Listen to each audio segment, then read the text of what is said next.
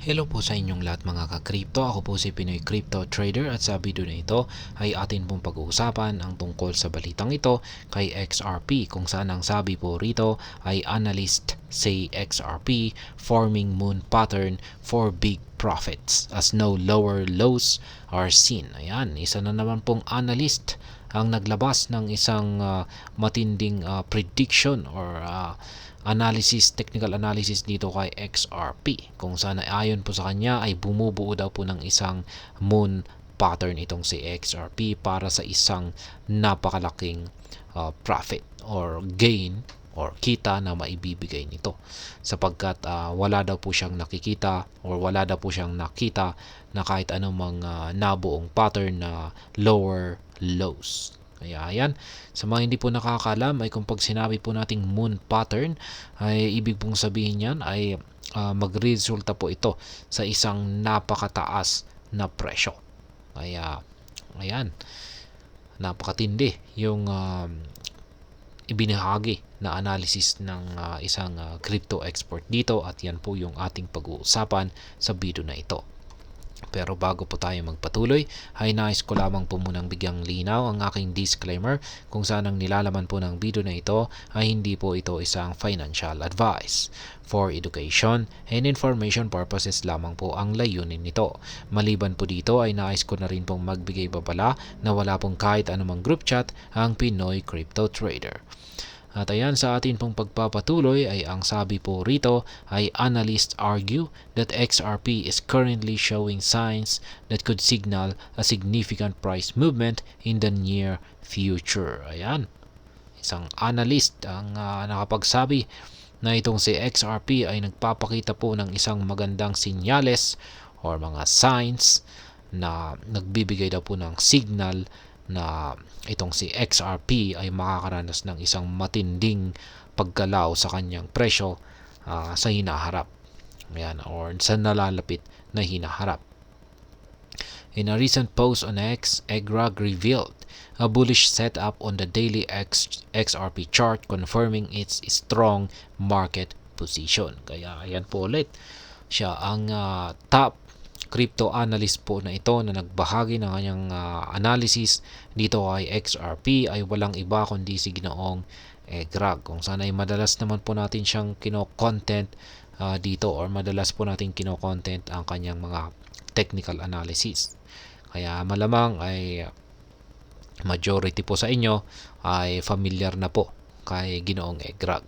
At yan, ayon po sa kanya ay meron pong isang nabuong bullish setup sa daily chart time frame ni XRP kung saan ay nagbibigay daw po ito ng kumpirmasyon na meron siyang malakas na market position dito. Kaya yan po yung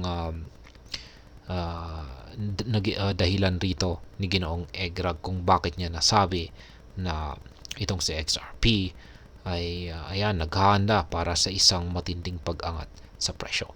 XRP avoid lower lows. Ayan, nagawa daw pong iwasan ni XRP na bumuo ng lower lows. Kaya ito po yung chart na ibinahagi ni Ginoong EGRAG. Daily chart time frame po ito. Ayan. At sabi rito ay the 7-day moving average is currently above the price indicating short-term bearish momentum. Kaya ayan, yung 7-day moving average ay nasa itaas ng kasalukuyang presyo ni XRP. Yan po yung kulay yellow. Ayan. Kaya nagpapakita raw po ito na bearish ang kalagayan nitong si XRP pero short term lamang daw po yan. So, sa maiksing panahon or hindi daw po yan magtatagal. Additionally, the relative strength index or RSI, which measures the magnitude of recent price changes, is in the oversold territory. Ayan, yung RSI ay nasa oversold territory. Ayan, nandito po yan sa ibaba. Yung ikalawang panel. Ayan, nasa oversold territory na po siya. Kaya posibleng yan po ay nagpapakita na posibleng makaranas na ng pagbabago sa trend direction ni XRP. This low RSI level indicates that XRP may be nearing a bottom. Accordingly, a trend reversal could be in the works. Kaya yan na nga, yung gaya ng sinabi ko kanina. Kapag mababa po ang RSI level, ay nagpapakita po ito na posibleng sa XRP ay malapit na sa bottom price nito. Kaya yan, maliban po dyan, kung ito nga ay umabot na sa kanyang bottom price, ay syempre magre-resulta po yan sa trend reversal. Kaya mula po sa kanyang nararanasang pagbagsak, ay kapag magkaroon po ng trend reversal, ay aakyat na po ito. Ayan.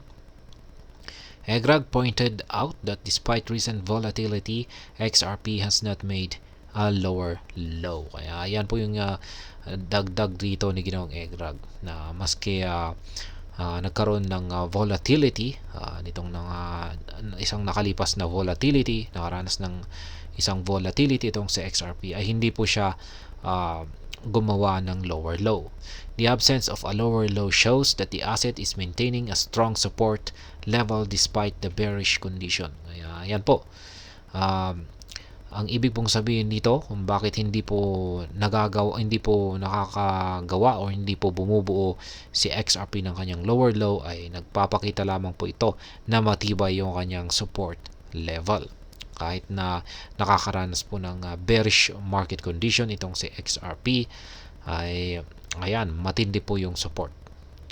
Consequently, EGRAG charge investors to enter the market and relax, affirming his confidence in XRP's potential. Kaya yan, sa kabuuan ay nanghihikayat po si Ginoong EGRAG, yan, para sa lahat ng mga investors na ito na raw yung oras para pumasok dito kay XRP. Yan, pumasok at magbukas ng entry or bumili ng XRP kung pag tayo ay nag-trade sa spot market.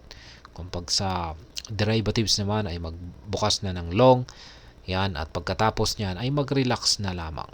Yan, kasunod daw po niyan ay wala tayong ibang gawin kundi ang mag-relax. Kaya yan po ang nagpapakita kung gaano po ka-confident or kalakas yung pagtitiwala ni EGRAG dito sa kakayahan ni XRP na makapagbigay ng kita sa hinaharap. Kaya yan, yung tindi po talaga ng confidence ni Ginoong EGRAG kay XRP. At hanggang dito na lamang po tayo sa video na ito, mga ka-crypto. Sana po ay inyong nagustuhan ang aking paliwanag sa video na ito. Kung inyo po itong nagustuhan, pakiclick lamang po ang like button nito. Para naman po sa mga bago lamang dito, kayo po ay aking inaanyayahan para mag-subscribe. Pakiclick na rin po ang bell icon nito dahil ito po ang siya magsisilbing notification nito sa mga bago kong videos na akin pong ina-upload sa aking YouTube channel na ito. Marami pong salamat sa panonood. Ingat po tayo lagi at God bless po sa ating lahat.